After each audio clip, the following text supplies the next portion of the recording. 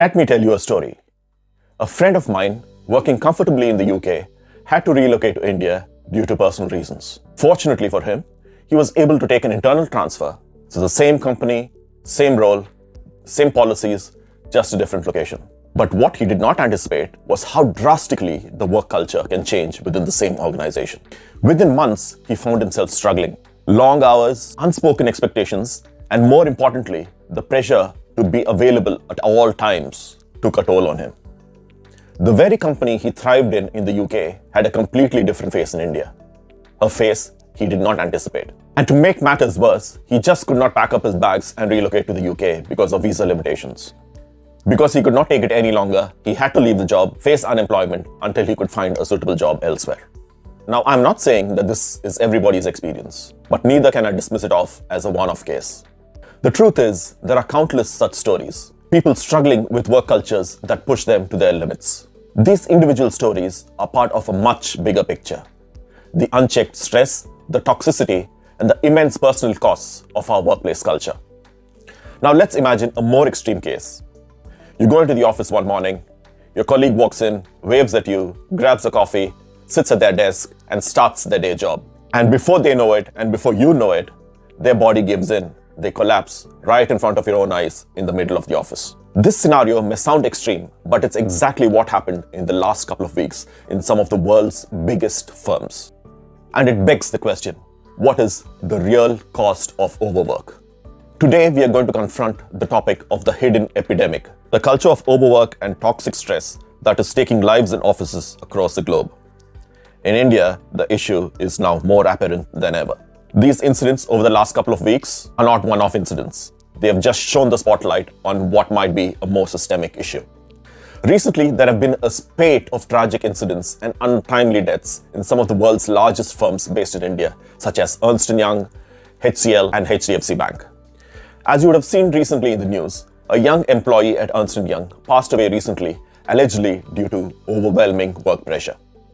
Ernst Young refuted the allegation, saying that the employee was allotted work just like any other employee, and that he did not believe that work pressure could have claimed the employee's life. Now just hold on to this thought for a moment.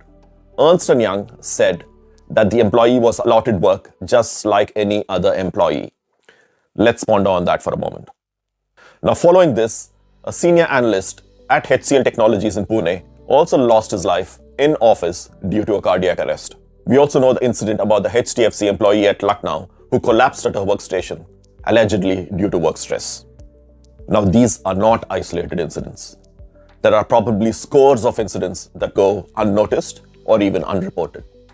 Equally, these are not the first incidents that have brought India's work culture under scrutiny. Famously, or infamously, one of our icons of Indian entrepreneurship, Mr. Narayan Murthy, claimed in October last year that young Indians would have to work for at least 70 hours a week in order to ensure that the country develops and grows. Similar thoughts have also been echoed by some of other large corporate leaders in India. For example, Ola's India chief, Bhavesh Agarwal, said that he did not believe in the concept of work-life balance because, quote unquote, if you are enjoying your work, you will find happiness in life and in work, and both of them will be in perfect harmony. Also, we know about the previous incident of Shantanu Deshpande, the chief of Bombay Shaving Company, who said that youngsters should not be cribbing about work hours, and youngsters should be prepared to work 18-hour days if required in the first 4 or 5 years of their career. Now reflect back at those lives that have been lost in Ernst Young, HCL, HDFC Bank, and several others that have gone unnoticed. These lives have been lost, but it's absolutely important to remember that each of these lives represents a story of someone striving for success, but also reminds us of the silent burden that accompanies modern work culture. These stories force us to confront an uncomfortable truth, that our workplaces might actually be killing us if we are not vigilant enough. Now let's start with some data. According to a survey conducted by Statista in 2023, Indians are among the most overworked in the world, working on an average 49 hours per week. Now personally, I do know people who work much longer hours, and I'm sure that you do too. If it's not yourself, it must be somebody within a very close circle of yours. It's not uncommon for my friends and family to get work calls during late evenings, during holidays, or even during weekends. Now the question is not just that my friends and family are receiving the calls. The question also is that the person making these calls is actually at work at that point in time. Labor laws exist in India, but they are hardly practiced and very rarely enforced. What we're talking now is not just about the hours that people put in at work. It's about the immense physical and mental toll that these hours take on people's lives. The World Health Organization has reported that working more than 55 hours per week is associated with a 35% higher risk of a stroke and 17% higher risk of heart disease compared to those working a normal working week of 35 to 40 hours.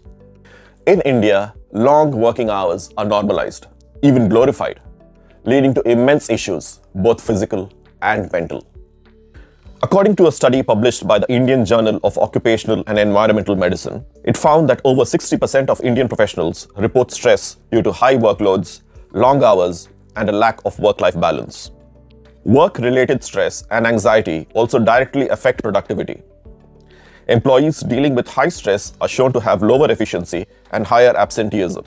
Still, many of our corporate gurus think that the longer we work, the more productive we are.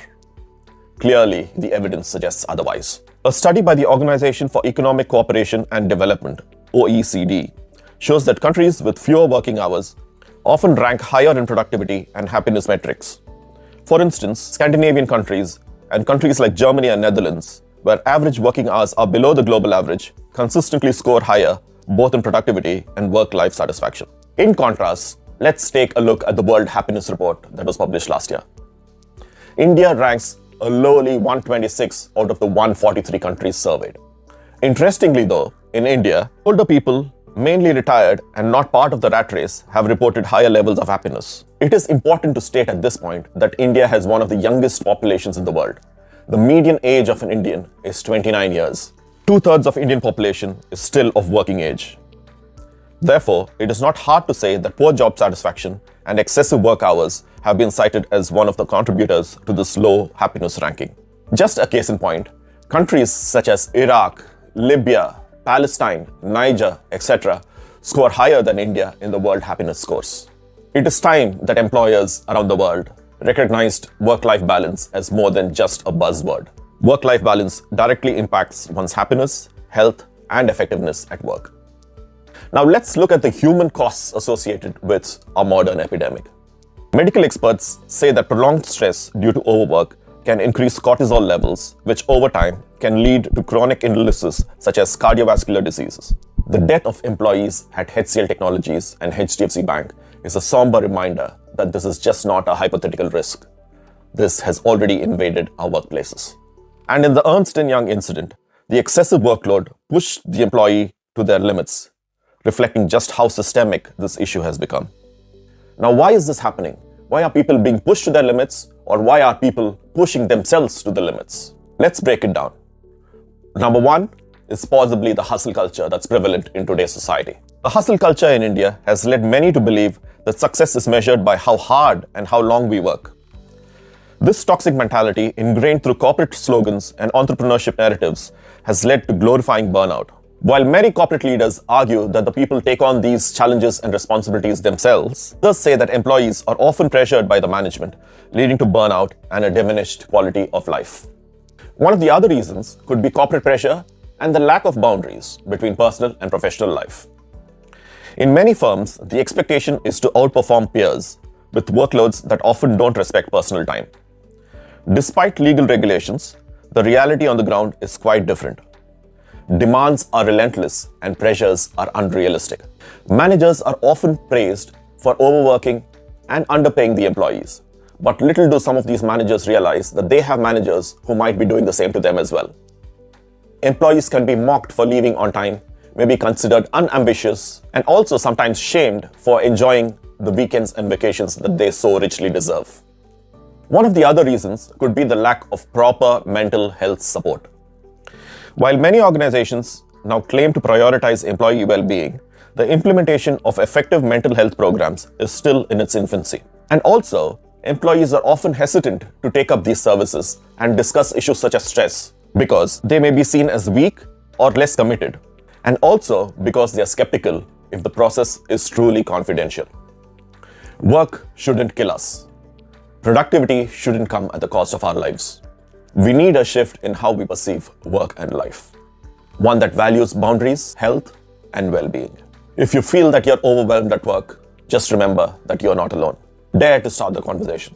And if you are in a position to influence policies, please do something about it. We cannot bring back those who have lost their lives, but we can certainly honor them by making sure that nobody else meets the same fate. No job is worth your health. No ambition is worth your life.